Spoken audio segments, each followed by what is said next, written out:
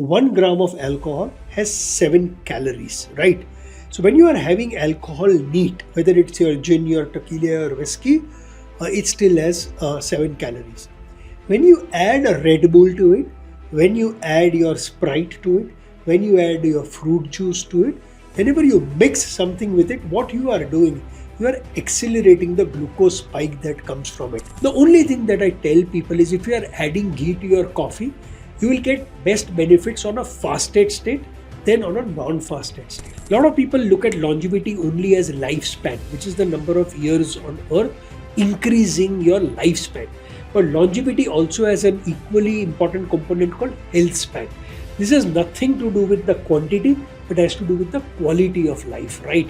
And the way I define the health span is increase in physical health, increase in cognitive health, and increase in emotional health, right? If you are not sleeping for 8 hours every single night, trust me, nothing else matters. You will die early. All right, everyone. We have Mr. Prashant Desai in the house. Thank Thank you you. so much. No, I thank you so much for coming to my show, and we'll make sure we impress not just that, but add a lot of value today to everyone who is watching us. Hope so too, yeah. Hope so. I'm looking forward to it. It's an honor and a privilege to be here, yeah. Thank you. Thank you. The very first question, sir. We see a lot of youth drinking alcohol. That's fair. We all know that. But at the same time, some of them drink alcohol with Red Bull. Is that fair? So, yeah, first point, from a health perspective, alcohol has zero benefits, right? There is nothing good that alcohol does. The only good thing that alcohol does, and which is why you will see since ancient time, you will see people have some form of wine having, is it gives you a sense of belonging, a sense of gathering, and which is why I don't mind if my daughter also once in a while goes out with their friends for a drink. From a health perspective, two, three things to note. Number one, alcohol is a macronutrient like your carb, like your carbohydrate, like your fiber, like your protein. 1 gram of alcohol has 7 calories, right? So when you are having alcohol neat, whether it's your gin, your tequila, or whiskey, it still has 7 calories. When you add a Red Bull to it, when you add your Sprite to it, when you add your fruit juice to it, whenever you mix something with it, what you are doing, you are accelerating the glucose spike that comes from it. If you are having a diet Red Bull to this, it's still fine. Normally, alcohol will get into your blood system, it will get absorbed, goes to liver. That alcohol gets converted into liver fat, which is why you used to have something called as a alcohol disease. Uh, when you drink a Red Bull, and if it is not zero sugar, then all the excess sugar from your Red Bull accelerates that process because 50% of sugar is fructose. Fructose and ethanol or alcohol both come from the same plant, which is from sugarcane. Molasses gets into this. One part of molasses gets into being sugar, other part gets into being ethanol. So it is double damage, double whammy. So if you are really somebody who still wants to eat alcohol once in a while, one drink, I would request you have it neat or with water or with soda or with any zero or with any diet Coke or a diet can or a Right. diet Red Bull. Right. Fair enough. I would say audience might have gotten more clarity towards it and a right approach to how often one should go out and drink. Coming to a slightly lesser version of addiction, which is coffee, we have seen, especially in corporate, people unnoticeably drink 4 or 5 times coffee in a day. A, does coffee has any benefit? B, how much usage is enough in a day? So I keep telling people coffee is a superfood, right? Because coffee comes from coffee beans. Every time there are beans, you will realize that these are natural products. There are a lot of phytonutrients in coffee beans. There are also a lot of caffeine in coffee beans, and caffeine is good. Every time when you wake up and you have coffee or caffeine, it accelerates the awakening part of it.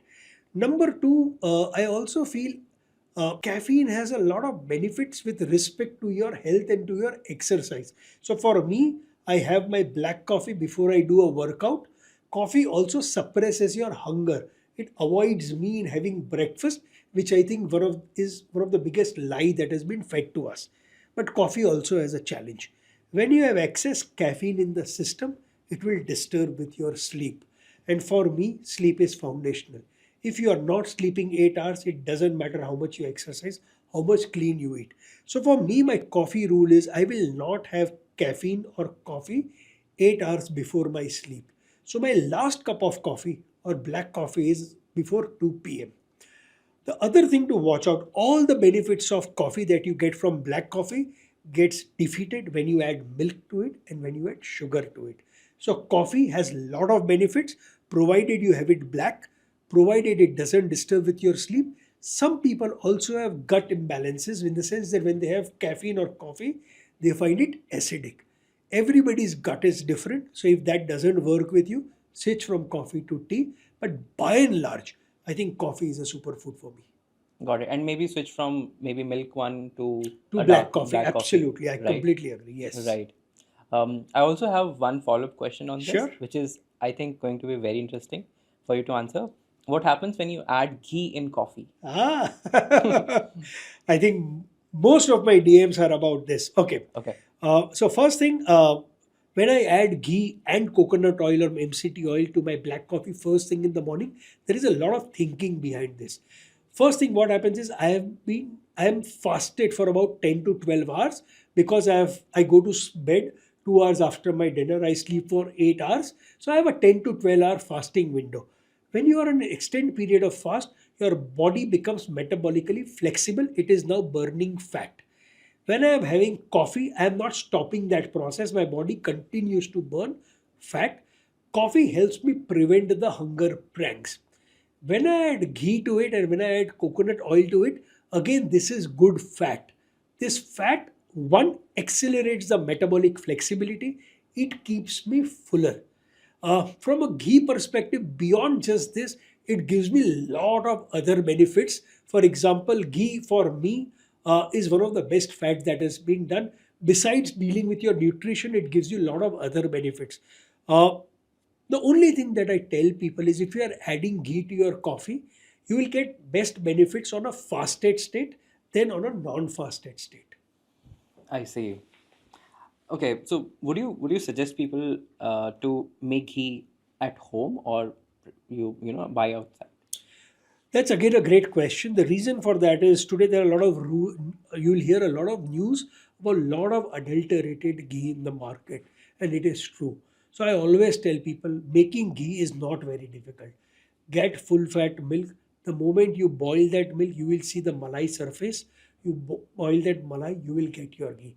I feel the best ghee is the ghee that is made at home. For some reason you are a college student or you are busy with your life and you can't make ghee at home, then I would say buy outside ghee. When it comes to buying outside ghee, my rule is always buy ghee made from desi Indian cow. If not desi Indian buffalo, don't go for Jersey cows. uh, Also buy from a trusted brand. Buy from brands that are organic, which feed grass to the cows. There are no artificial injections being given to the cow to make more milk. And if you do a little bit of the research, you will realize there are enough brands available.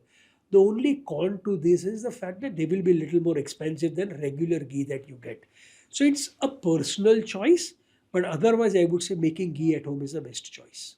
I'm totally satisfied with your answer. That's what I was looking for.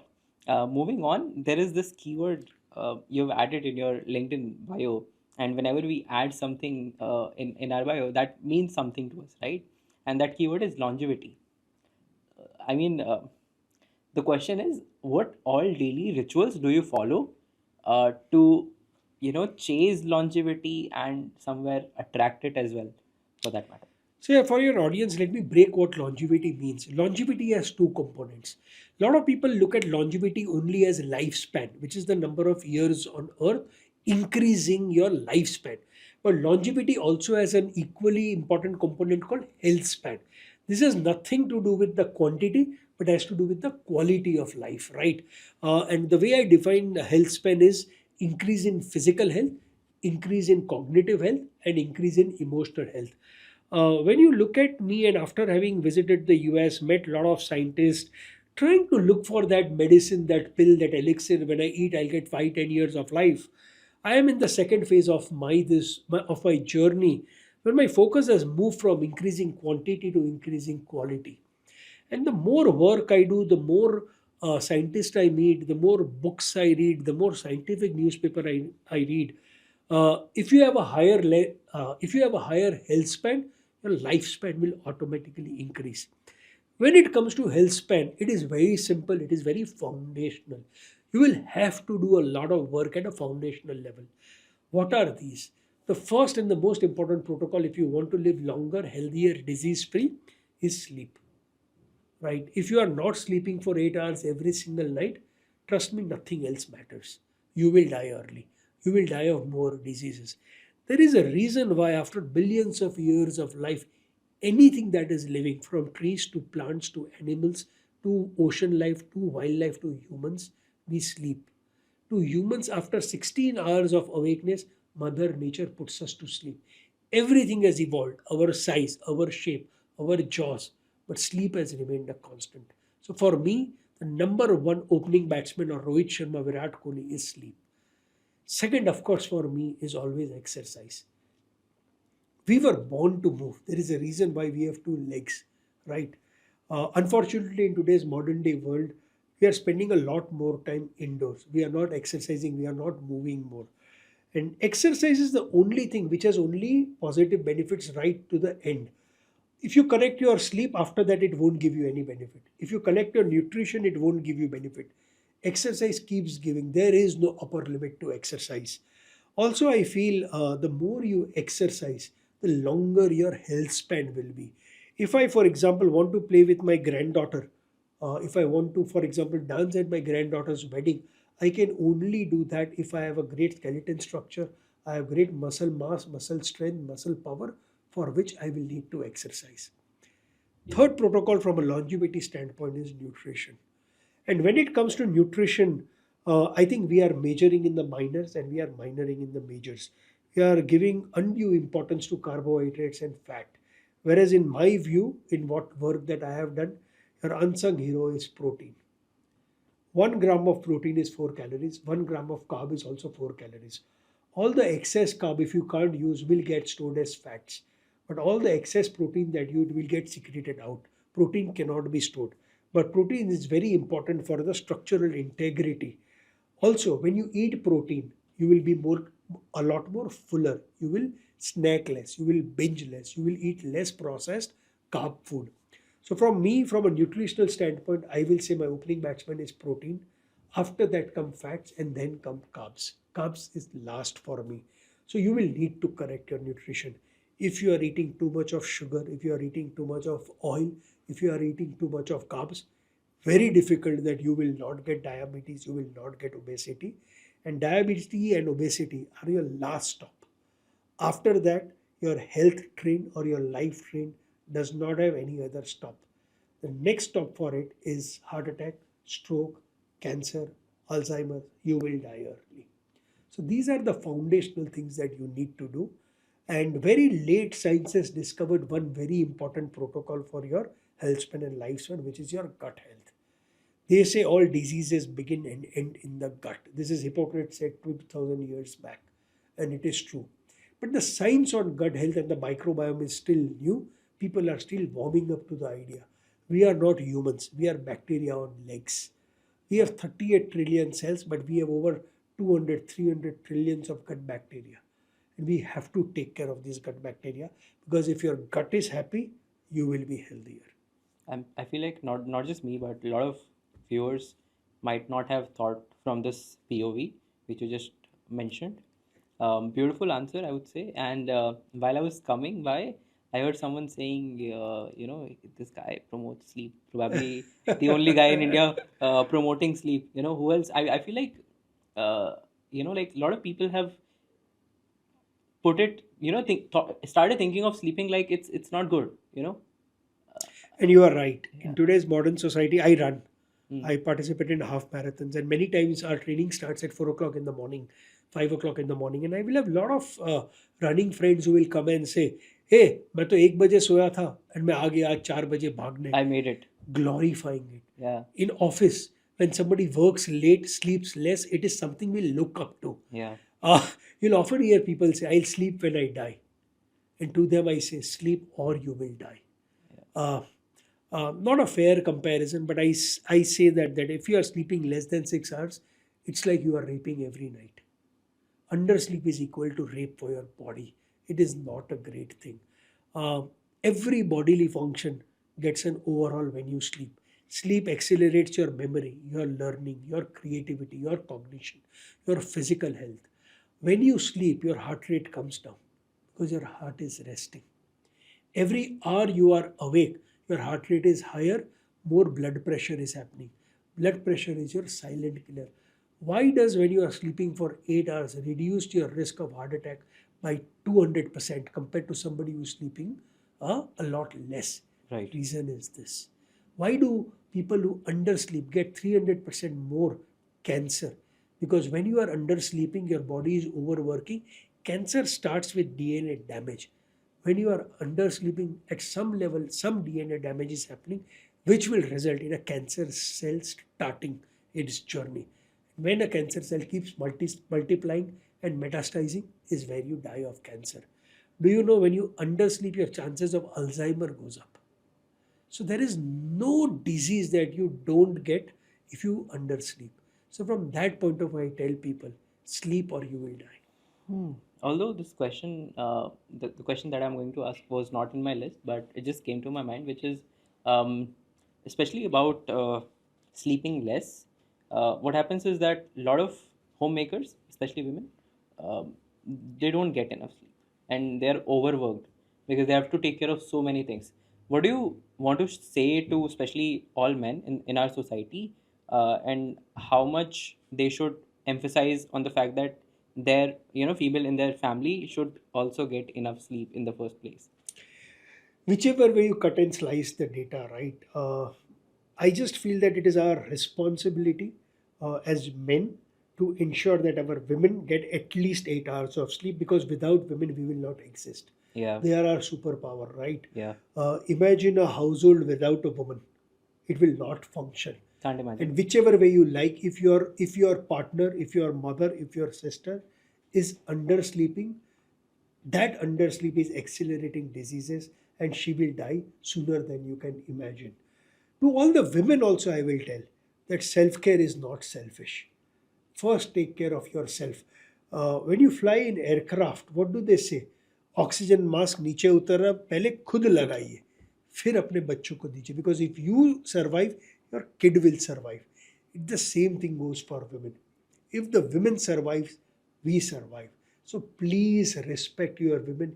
If you can't do anything else, ensure that your partner, your daughter, your mother sleeps for 8 hours.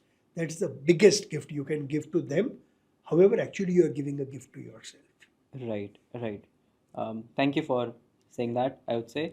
Let's move on to very interesting topic, and it's about superfoods, and I'll break it down how I want to ask it. So, will I want you to answer with respect to the age category. First category is the age of from 5 to 15, under 20 basically, and then 20 to 40, and then 40 to 60. Superfoods you would like to recommend for all these age brackets. Surprisingly, I have a very easy answer for you. Uh, for me, that superfood is protein. Okay. Protein is not one macronutrient like a carb or a fat. A protein is made of 20 amino acids, right? And different proteins will have different amino acid profiles, and our body needs it. You spoke about 5 to 20. I will just extend this to 25. Uh, from the time you are born till the age of 20-25, you are growing. Your muscles are forming. You can only build muscle mass till the age of 25 or 27. After that, there will only be sarcopenia, a decline in muscle mass. So, if you are below the age of 25 and 30, this is the best time to build muscle or grow muscle. And for that, besides exercise, you need a lot of protein. As a child, you need a lot of protein. After the age of 25 or 30, your muscle mass keeps declining 1% every year, but your muscle strength declines 3 times faster. Your muscle power declines 8 times faster. It's a precipitous fall. The only way to arrest this fall, I cannot stop the fall, I can slow down this fall. The only way to do this is to add more protein. Another advantage you get when you add protein as a superfood, the more protein you eat, the more fuller you will be. The more fuller you are, you will binge less. As you are entering the 35 to 55 kind of or 60 age category, your metabolism is slowing down. The same calories that you give will result in more fat accumulation, which is why after 35 you will see belly fat accumulating, which is visceral fat, which is fat around the organs, which is very bad. So how do you combat that? All that extra fat is coming because of excess sugar, excess carbs. When you have more protein, you are doing two things. You are slowing down the decline of muscle mass. At the same time, you are reducing your dependence on carbs, sugary food. It gives you double whammy. When you move from 55, 60 into older age, protein is your biggest savior. Because the more protein you are, the more muscle mass prevention. Because after 55, 60, the muscle loss is steep. I'll give you a very interesting statistic. If you are 65 years and older, and if you fall, there is a 33% chance that you will die in the next 12 months. Another statistic, if you don't die, there is a 50% chance you will never come back to the same mobility you have before the fall. How do you stop this decline? How do you stop this fall? Anytime you are falling is an imbalance. You're not being able to keep your balance. When you are falling, to prevent your femur or your hip bone to break, you need more muscle mass. The only way to resurrect that muscle mass is to give more protein. I feel very sad. You go to hospitals, and when older people are admitted, you look at the hospital food. Rather than increasing the protein, you will not see protein there. They are giving more carbs, they Yeah, are giving more fats. That is not what they need. To yeah, recover, essentially means you need more immunity, you need more muscle mass, yeah. for which you need more protein. So, to answer your short question in a longer way, whether it is 5 to 25, whether it is 25 to 55, or 55 and above, protein, protein, protein is my superfood Fair enough. But what will be some of the best sources um, of protein. of protein? Yeah. That's a great question. So, there is a big myth that non-vegetarians get more protein than vegetarian. There is more protein in animal sources. Animal sources has a different amino acid profile, little better maybe. So if you are a vegetarian, you don't need to worry. Even vegetarians get a lot of protein from anything that they eat. So let's look at some of the high sources of protein from a vegetarian standpoint. Dairy is your best source of protein. You get complete protein from there, which is all amino acid profiles. So milk, curd, chash, paneer, great form of protein. Soy has lot of protein. Pea has lot of protein. All the vegetables you eat has protein in that. All your pulses like your rajma, your chana, they also have source of protein. Sattu is a great source of protein. Nuts is a great source of protein. Pistas is a great source of protein. I think the vegetarian sources have more diverse range of protein than animal sources. The challenge, of course, when you are a non-vegetarian, you think I'm eating a lot of chicken, I'm getting a lot of protein. You are only getting those amino acid profile. When you eat a lot of chicken, but then don't eat your vegetables, don't eat your paneer, or you are not having other diverse range of protein, you are getting some amino acids which are more than required. You Yeah. will get secreted. So I guess the real answer, whether you are a vegetarian or you're non-vegetarian, from a protein standpoint, rise in a diversity of diet. The more diverse your diet, the more complete protein you Totally on point, Mr. Desai. I loved it. I would say. Uh, Thank you. moving forward to something again very, I would say, celebrated in India. It's honey, you know, uh, and there are so many sources you can collect it from, right? So, what do you suggest? Of course, a lot of benefits are already out there, but from your POV, how honey should be consumed in a daily scenario? In my view, don't consume honey. Oh, why? Okay. Uh, Honey is nothing but sugar. And as you know, I am a very big proponent of sugar kills, kill sugar. A lot of people consume honey because it contains micronutrients, which is vitamins and minerals, besides the sugary part of it. But if you will go to the nutritional information of honey that is available, you will realize large part of the honey that you are consuming is nothing but sugar. Try and have honey. I've had honey and measured it through my CGM. The glucose spike is Yeah. similar to sugar. Right. The number of micronutrient that you get from that honey is so minuscule. You can get that from your diet, from vegetables or from your nuts and the regular foods that you eat. I will say you want to eat honey because it's sweet and you like your sweet food, have it. But if you are honey thinking it is healthy, Healthy. I don't think honey is healthy. Got it. These are all advertisements by a lot of marketing companies where you will put honey in a warm glass of water first thing in the morning. I always tell people never have anything sweet on an empty stomach, because your stomach is empty. Anything sweet that you give immediately gets absorbed into the blood glucose. You'll have a massive glucose spike. The moment you have massive blood glucose spike, pancreas have to produce insulin because that excess sugar will kill you. So honey for me is nothing but sugar, but it is important to share with your audience why excess sugar is bad, why sugar is bad. Our human body has about 5 to 6 liters of blood. Uh, in that, you only need 5 grams of sugar to keep homeostasis. The moment that 5 grams of sugar becomes 7 grams, 2 grams extra, a doctor will declare you diabetic. Now, why is excess sugar bad? Every time you have excess sugar circulating in your bloodstream, our body requires nutrients and oxygen for energy. Oxygen is supplied through something called as hemoglobin, which reside inside a red blood cell. Every time you have excess glucose, this excess glucose will latch on to those hemoglobins and will make these hemoglobins dysfunctional. It releases something called as oxidative stress. This oxidative stress weakens your layer of your blood vessels, which is where all the cholesterol and fat gets, pierced and gets kind of deposited in the subendothelial space. This is what leads to atherosclerosis, heart attack, or stroke. Such is this fear or such is this danger that your body will make insulin. What is the role of insulin? Insulin signals every single cell in the body, by all that excess 2 grams of sugar or blood glucose, please absorb it. Release the blood stream of this excess glucose. What does your insulin do? First, it will use it for energy. If you are still sedentary and you've had your honey, then it will go and deposit this excess blood glucose into your muscle. Muscle is your biggest reservoir for glycogen or glucose storage, but your entire muscle can only store 400 grams. After that, it goes to your liver. Liver is your second reservoir, but can only store 100 grams. Even after that, there is more, it will go and deposit into your fat cells. It will make you fat.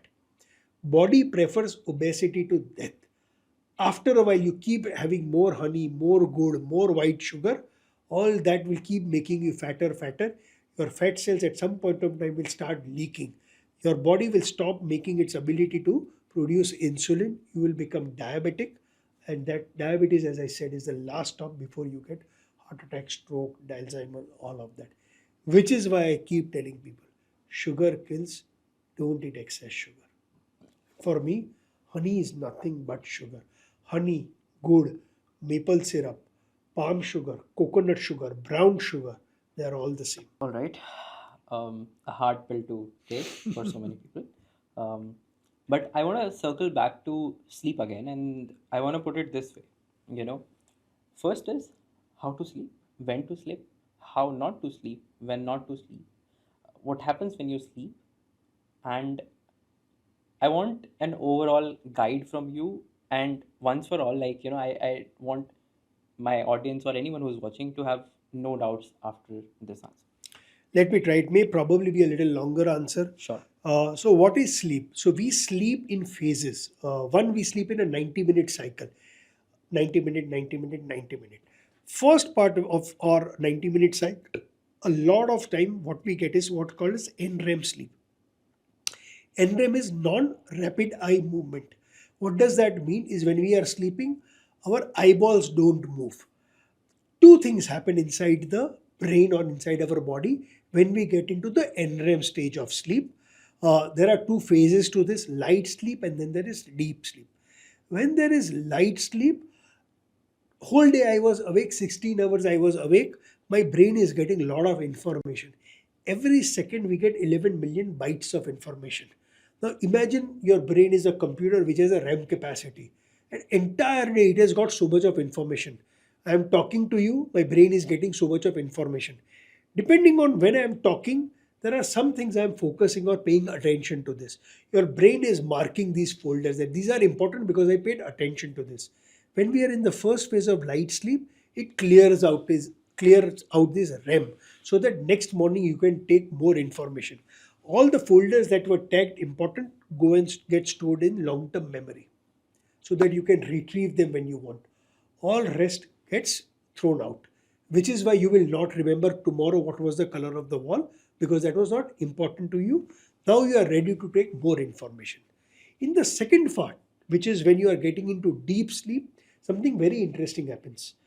Our brain is 2% of body weight but consumes 20% of the calories or nutrition.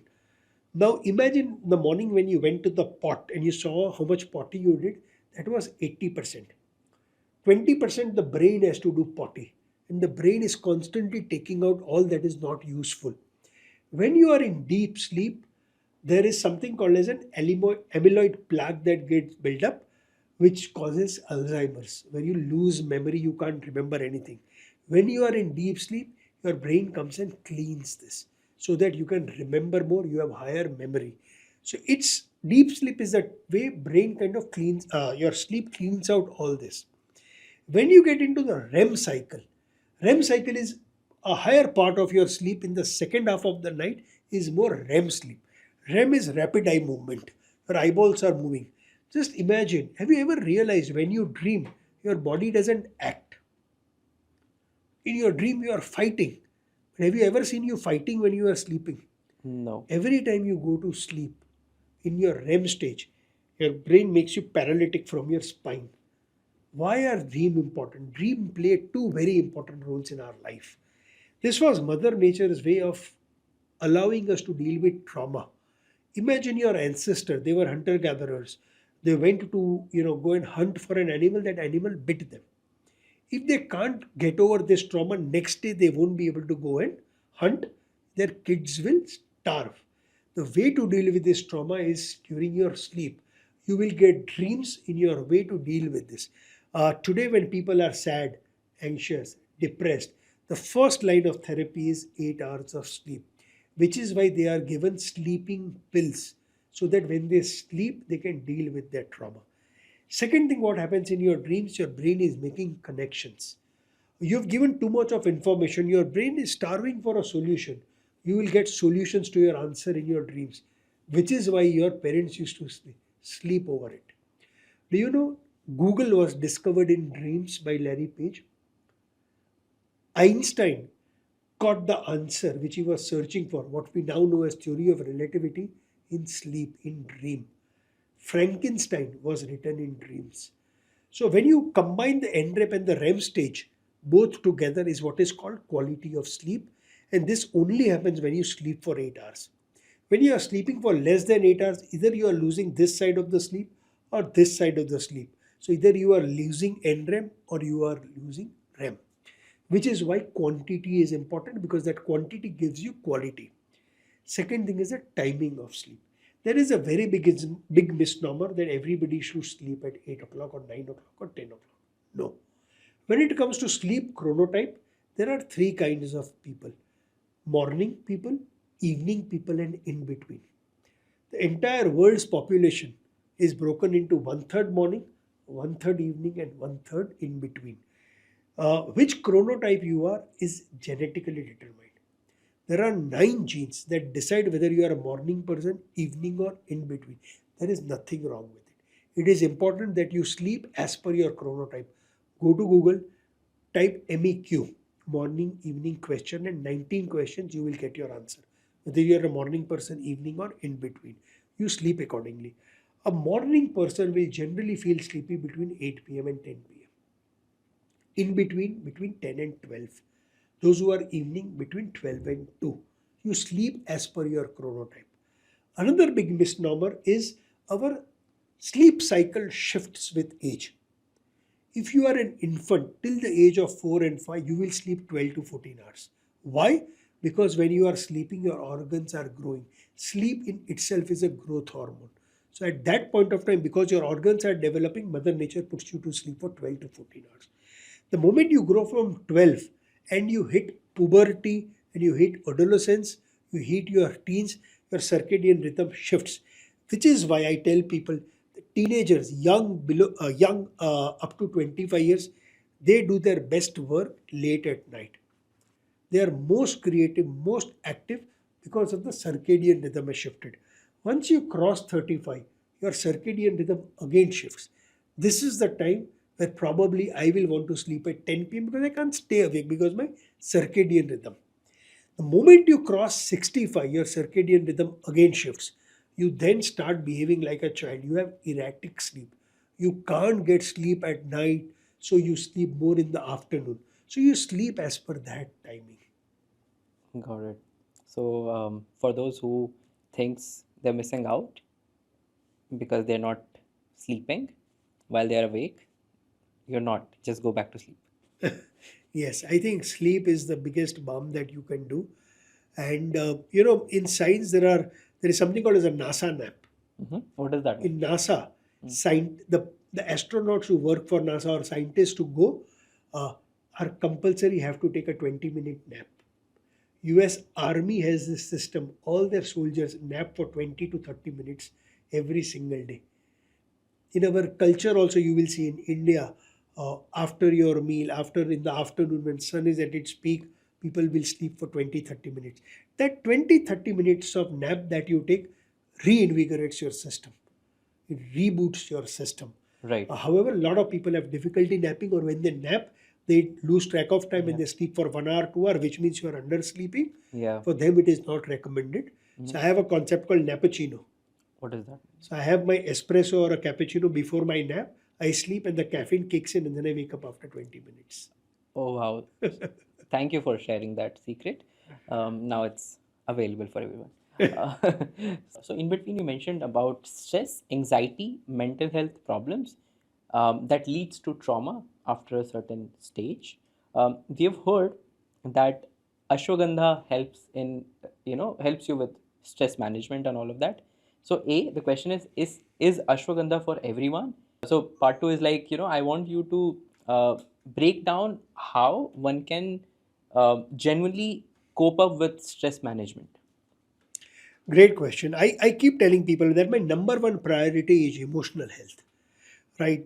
And a lot of things that work against emotional health starts with stress.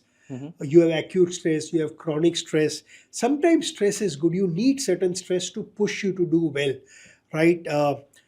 30 runs in 30 balls. Rohit Sharma was stressed. That is good stress. Bumrah was stressed. That is good stress. Yeah. But when there is too much of stress, the body has your brain has something called as an amygdala. Your amygdala is your body's fear and fight antenna. Whenever you are stressed, your body thinks you are in a fear and fight situation. Everything gets heightened. Everything gets heightened. Your body will not be able to function well. Which is why they say stress is a silent killer. When you are stressed, your blood pressure goes up, your heart rate goes up, and I measure it through my whoop. Uh, when it comes to managing stress, everybody will have different protocols. Your biggest stress buster is sleep. If you are sleeping 8 hours, you will have less stress. Sometimes you feel very stressed, just go for a walk in nature, at the sea. You will see your stress levels will automatically come down. Feeling stress, just do breath work. I do box breathing. 1, 2, 3, 4, 5, breathe in, hold for 5 seconds, breathe out, breathe in. Just do this 3 times. You'll feel understand because your breath is a way of your body to know I am not stressed. Every time you are, that breath is telling your body I am not stressed. I have some other protocols also that I follow. I take very hot shower when I am feeling stress.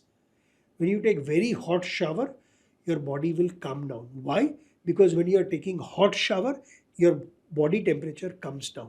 You will feel cool. You can even take a very cold shower. Ice bath will cool you down. Exercise is a great stress buster. Whenever you exercise, your endorphin levels go up. Endorphins is a food good hormone. You will feel happier. Happy. Feeling stress, talk to a friend. You will feel lot lighter. Lighter. Feeling stress, watch comedy. Yeah. You will start laughing. What accelerated stress is watching too much of mystery, crime, loud music, too much of noise, news. If you want less stress, don't watch news. News has only two things: it will spread fear and it will spread negativity. I don't watch news. But in today's world, this is your number one killer. We think the person has died for heart attack in Three Idiots. He says, Yeah. right? Yeah. सबको लगता है वो suicide करके मरा, but stress तो इधर था. Because stress cannot be measured, it cannot be streamed, it cannot be monitored. Your death certificate will say he died of a heart attack. But in that heart attack, the cause could be stress. I don't think there is any single pill that is made to deal with stress, including ashwagandha. Mhm. I take ashwagandha every night, Right. but I take it to increase my hormone levels, especially my male growth hormones Right. at this age of 52. Right. I don't take ashwagandha for Stress. stress management. For stress management, what we spoke are more important protocols. Also, is again just to confirm, is ashwagandha for every age and for both genders? No. No. The reason for that is as we age, our hormone levels will begin to drop. So, if you are somebody who is young, you don't need ashwagandha because you are naturally in a growth cycle. So, I don't think anybody needs supplements before the age of 35. After the age of 35, if you are not eating the right range of food or diverse range of diet, if you are not sleeping well, I'll give you an example. Uh, your growth hormones, testosterone, estrogen, progesterone, which are also your sex hormones, 90% of these are made during sleep. So if you are sleeping well, you don't need them. Mhm. So if you are sleeping well, eating right, exercising, up to the age of 35, 40, you don't need them. After that, please measure yourself. If there is a deficiency, only then have it. Don't go by what marketing tells. You are low on vitamin C, take magnesium. No, no, no. Measure, assess, and then take. Fair enough. I've also heard about this superfood called hemp seed oil. Do you think it's underrated? And I have not heard, I have not taken. And my point is that, yeah, Hmm. as we are moving in this fast-paced world, everybody will have a point of view. You asked me about superfoods, I said only protein. I never took the name of a food because no food on its own is a superfood. No food on its own is also bad. Right. I always tell people context is key and dosage makes the poison. So I don't know anything about hemp seed or hemp seed oil, but when it comes to fat, I will say this: that there was this very big thing that fat makes you fat, fat kills you. That's all a lie. Now it's changed. The West has also changed their views on fat. When you look at a 2000 calories, you have to maintain your what proportion you want to come from fat. Fat, 1 gram of fat is 9 calories. For me, the best fat is ghee. After that comes coconut oil. Why? Because when it comes to fat or when it comes to oil, we have something called as polyunsaturated fatty acid or PUFA. Vegetable oil, seed oils contain omega 6. Fish oil contains omega 3. Both are required for body's functioning. But when you have very high PUFA 6, which is nothing but excess linoleic acid, the linoleic acid has an afterlife or a half life of over 2 years, which means 50% of that vegetable oil or seed oil will remain in your system for over 2 years. It is creating oxidative stress for you, it is slowly killing you. So, when it comes to oil or vegetable oil or seed oils, are the worst, have it in very small quantities. Uh, Make better alternative and switches. Switch to ghee, switch to coconut oil. In some food, you can't use ghee or coconut oil. Switch to mustard oil. Switch to groundnut oil. Nut oil is better than seed oils. Got it. In between, we discussed about heart attacks, and I've recently, like few days only, back seen an 18-year-old getting a heart attack. Uh, I know it's not common, but why are we seeing things we never have ever thought of?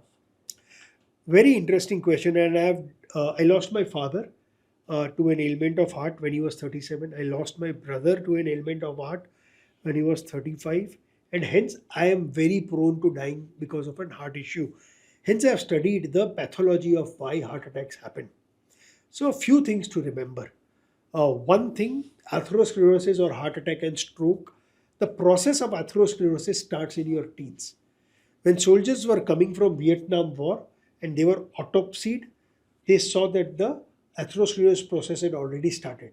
So it starts in your teens, but it takes decades to manifest. A lot of people blame cholesterol for heart attack. It is wrong. No cholesterol, no life. There is no such thing as good or bad cholesterol. All cholesterol is only good. So important is cholesterol that our body doesn't depend on us to get cholesterol from food. It makes its own cholesterol. Some cells make more, some cells make less. The cells that make less need cholesterol. The cells that make more cholesterol transport this. It is the transportation of cholesterol which is a challenge. Because cholesterol is a fat, it cannot travel in your bloodstream. So it needs a vehicle for transport. This vehicle is called lipoprotein. The LDL in your cholesterol, that L stands for lipoprotein. But cholesterol doesn't transport on its own. It goes along with another vehicle or a co-passenger called triglycerides, which is fat. All the excess carbs and sugar that you add gets converted into fat, as I said. That conversion into fat also requires a transportation. This fat is called triglycerides. So when you look at your blood lipid profile, the first thing you will see is total triglycerides. That's a bigger enemy for you. But when they are transporting, these vehicles will hit against the blood vessels and they get retained. When they get retained inside the endothelial layer, they start releasing oxidative stress. Your body will send soldiers to repair that process. The more damage, the more repair. The most retention, the more repair. The more that damage happens, it pierces your blood vessels and that enters your blood vessels. After that, all hell breaks loose. Now, normal soldiers will not do. Your body sends tanks, your B cells and your T cells to fight this. Gradually, this starts creating into like a foam. It starts becoming solid, it starts blocking your artery. This is where you get heart attack. Interesting thing is it could also be genetic. Lot of people are born with a gene called LP little a. If you have LP little a, you are genetically predisposed to atherosclerosis. It could be probably the reason why some of the teens died because they had a genetic predisposition to LP little a. My bigger problem is the following. Despite knowing that LDL cholesterol is not a predictor of heart attack, even today we use that as a proxy. We know you can measure your LDL particles or your ApoB particle and LP little a, and that is a much higher predictor. Nobody in India does this test. This needs to be done through a NMR technology. Globally it happens, but in India we don't do. India is the heart attack capital of the world, and yet we don't have this. So when it comes to teens, I am not surprised because 7% of deaths between the age of 15 to 25 in teens is because of heart issue. What do you think? Maybe one or two best things that can help someone prevent it. Oh, very simple. Okay. It again comes back to the foundational. Sleep is your biggest protocol against heart attack. Why? When you are sleeping, your heart is getting a rest. Your blood pressure comes down. Both these are your silent killers. Second, I said triglycerides. Triglyceride comes from excess carbohydrate. It is a problem of glucose metabolism going dysfunctional, what we call as metabolic syndrome. The best way to correct this, if your insulin is functioning well, there is a very low chance that you will have excess blood glucose circulating. How do you do that? Reduce carb, reduce process, reduce junk. Third thing that we spoke, all that excess oil that you are eating, all that vegetable oils, seed oils is leading to higher triglyceride level. Reduce this.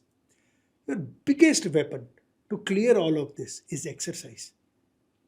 And exercise has very interesting benefits. If you are exercising well, you will sleep better at night, which means better heart health.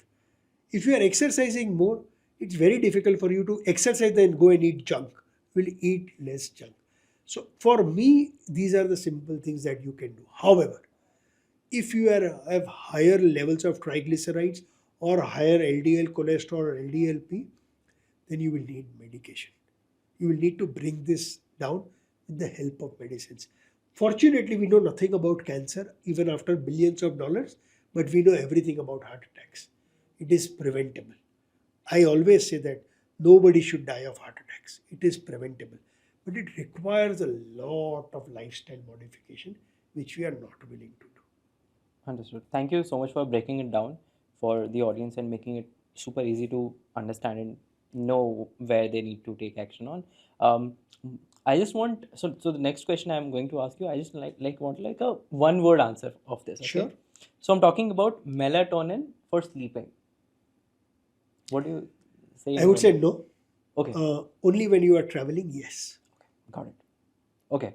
Another, not like a one-word question, but I'm sure you might have seen this new trend of Korean skincare and all these things coming and becoming a trend in India.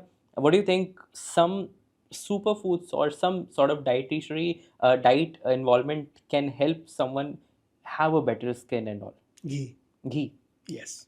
Okay. Two things: sleep well and have lots of ghee. Lots of how much When you have wrinkled skin, people put ghee on it. Why? to make it go away? Got it.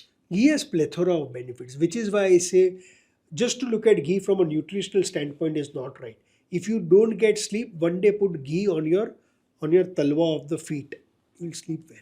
All right. Coming to the very last question, you're very much respected in your industry and across the industry, and this happens when you work so much on yourself, right? You invest a lot of your own learnings, and through years and years and maybe decades.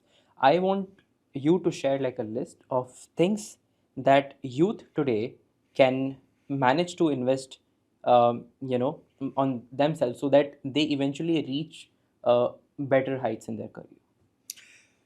Yeah, it's an interesting question, and here your why has to be very strong. Because if your why is strong, you will figure out the how. The challenge with youth is I give an example of Titanic, right? Uh, you know what happened with the Titanic? How many people lost their lives?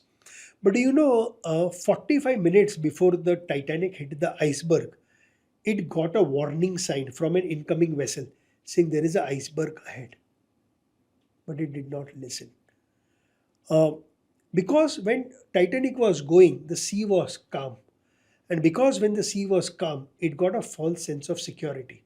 So rather than slowing down, it accelerated. It's the same with the youth today. Because you are feeling good, because you are young, you have a false sense of security. क्या होगा extra samosa खा लिया तो, क्या होगा आज ही एक Coke extra पिया तो, क्या होगा एक दिन एक्सरसाइज स्किप किया तो, क्या होगा अगर 2 घंटा कम sleep, because it doesn't effect your tomorrow. Today and tomorrow. Yeah. Everything to do with health compounds over a period of time. I belong to the world of finance. uh, Compounding at 8% over 20 years and compounding at 12% over 20-25 years is a difference of about 20 to 30 crores for a small investment of a 10,000 rupee SIP. Right. That big is a difference. It's the same in health. It's the habits that you pick today will define whether you live longer without disease free. But the challenge is I have a false sense of security. Sea is calm. I want to accelerate, right? And I will hit an iceberg soon. So from a youth point of view, your why has to be very strong. Second, you have to educate yourself. The more time you spend to understand why this compounding is bad for you, you will invest in yourself. The moment your why is right, you will figure out what is wrong. So my big message to the youth is this: don't let this whole calmness give you a false sense of security, because soon you will hit the iceberg. I really appreciate you being open about it, being transparent about it. And lastly, thank you so much for coming. B, dropping a lot of gold today. Thank you so much. It was absolutely been my honor and a privilege, and wish you all the best. Thank you so much, sir. Thank you, everyone.